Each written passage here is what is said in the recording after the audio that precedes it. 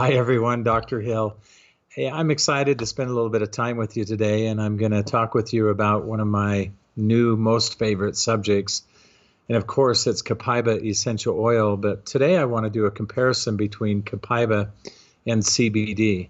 Now, I know and I recognize that there's a lot of discussion that happens about this all of the time. And many of you either have participated or you've heard individuals talking about it. So can we take just a few minutes and talk about what we know and maybe help you understand some of the differences? Now, there are some things that are resolute in this discussion, and I feel like we need to be appreciative of that. We know, for example, that the endocannabinoid system is a resolute system. We know all there is to know about CB1 and CB2. We know where they interact in the body. We know that there's the greater preponderance of CB2 in the periphery, for example, and that CB1 receptors are more centralized and that they have very specific functions. The whole endocannabinoid system, for example, is very influential all throughout the body because of this wide distribution and the variation that exists between those different types of receptors. CB2 receptors, which is where most of the discussion seems to be focused and centralized, really deals a lot with the body's immune capability, how the body's able to monitor and control inflammatory responses appropriately, even lots of discussion and information showing and defining how the endocannabinoid system is very influential in helping to control different levels and forms of discomfort that we might experience.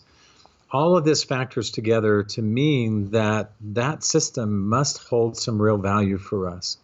And so, of course, there's a lot of enthusiasm that seems to be present. Now, some of that is much less defined. Some of it is not as concrete as what we just described.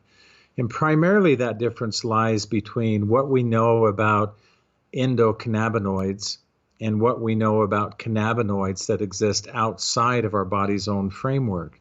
Now, we know that the body is self-sustaining in a lot of ways, and so we probably don't need to spend a lot of time talking about the cannabinoids that our body produces on its own.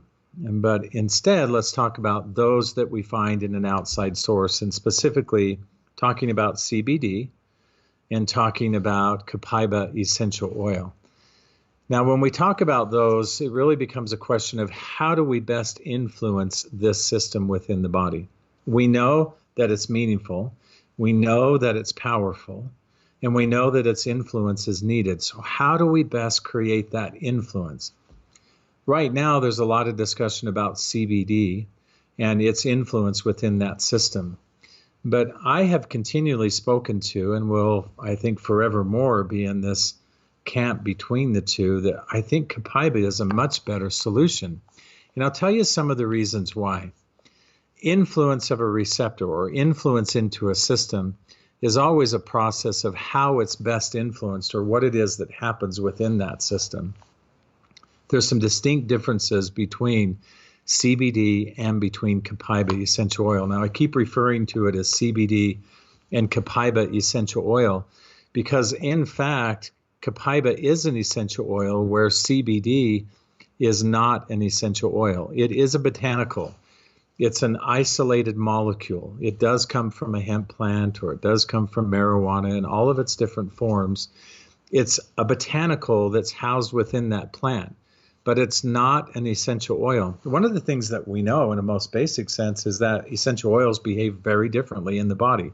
This is no exception.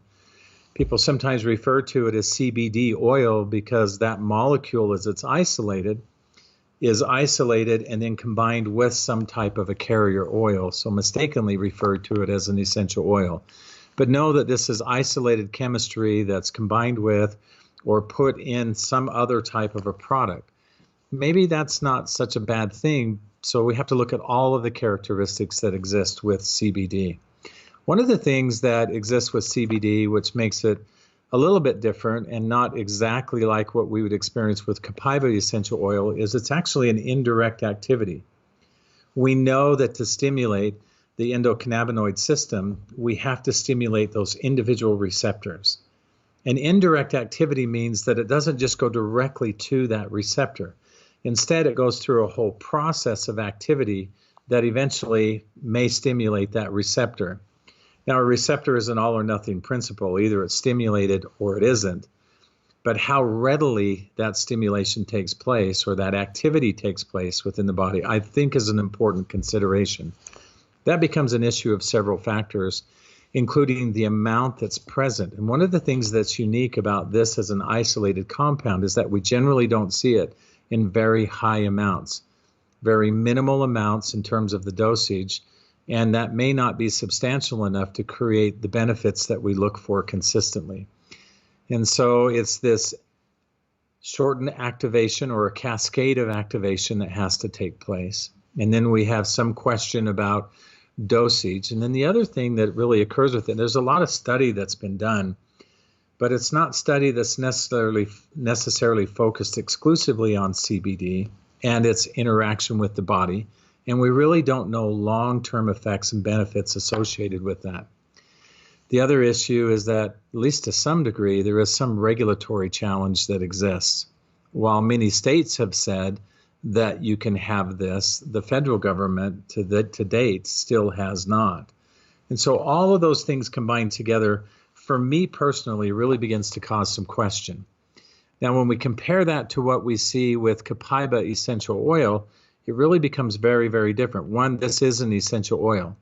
And one of the things we know about essential oils is that we have a complete plant chemistry in doTERRA. That's the whole cycle, that's the whole process that exists around CPTG and all the things that we do with that.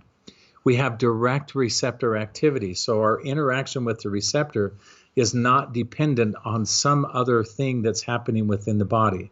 It can happen very quickly, and we have direct response, direct interaction with that receptor. One of the things that's really been interesting to me as we look at some of the science is very small amounts of Copaiba essential oil can actually be very effective. As little as 5 milligrams which is really less than 1 drop of Copaiba essential oil, can have very dramatic effects. And so I like that we have not only consistent interaction, but we have small amounts of dosing that's required to create that interaction. And there are more than 1,000 published studies that are talking directly about Copaiba and its influence within human physiology and some of the activity that way.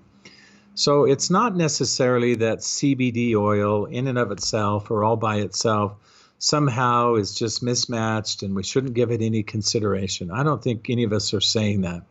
I think it's more of a wait and see model. Let's see what we find out in the long term. Let's see how it is influential. But what we know right now is, even if CBD didn't have any of those obstacles, by comparison, Copaiba essential oil is different. It is an essential oil.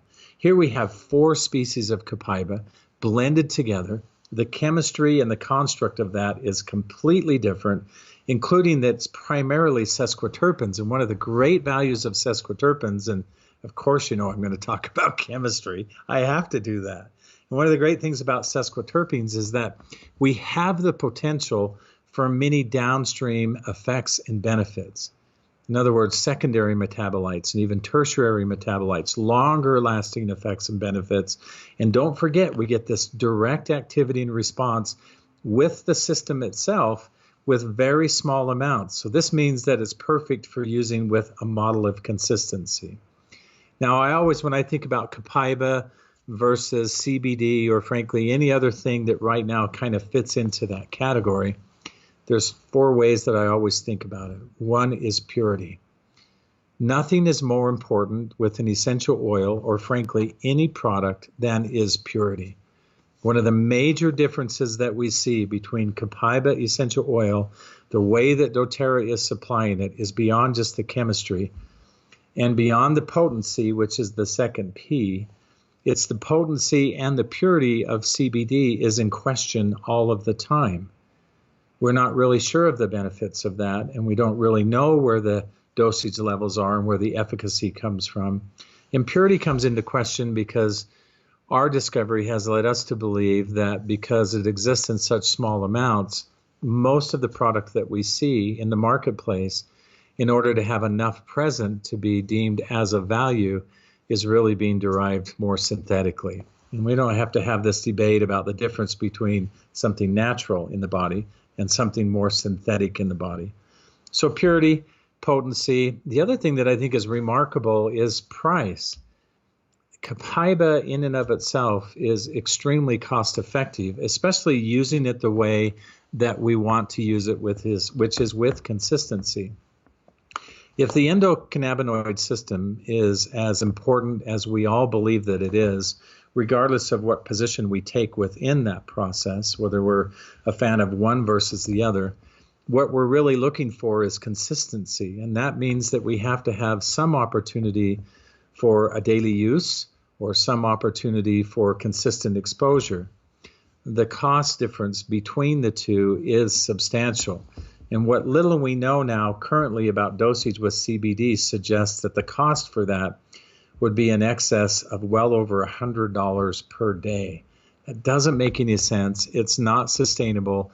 And so what we really get is inconsistent product delivery with very small amounts, and we don't get the efficacy. So why not choose something that the price makes it equitable and makes it usable on a daily basis so that we have constant support into that system?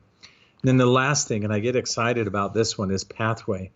We've been involved in this for a while now, and we're making this wonderful discovery where for the first time in history, we have this ability to look at an essential oil, and in this case, copaiba, in its full context, all of the chemistry, everything combined, not an isolated molecule, everything in context, one with another. And we can see pathway. We know where it's going to. We know the influence that it's having within the body. And so when I look at those four factors, all of which are critical in my mind, price, which gives us the ability for consistency of use, potency and purity, which gives us confidence within its use and gives us the assurance that we're going to receive the maximum benefit, and then pathway and the understanding that comes from not just having the confidence in the copaiba essential oil, but in knowing exactly what it's going to do for us. To me, it seems like something that we should all gravitate to, regardless of what we think otherwise. Copaiba is an essential oil that I believe is at the crux and at the core of what we need to do on a daily basis to help us maintain our health, to support and sustain the body, and all of the things that it must do, and especially in the environments we now live in that are so challenging. So a quick invitation to you: learn about copaiba essential oil, learn how to use it, learn how to incorporate it. It is one of my very favorite essential oils. Thanks for spending a little bit of time with me. I hope to see you all very soon.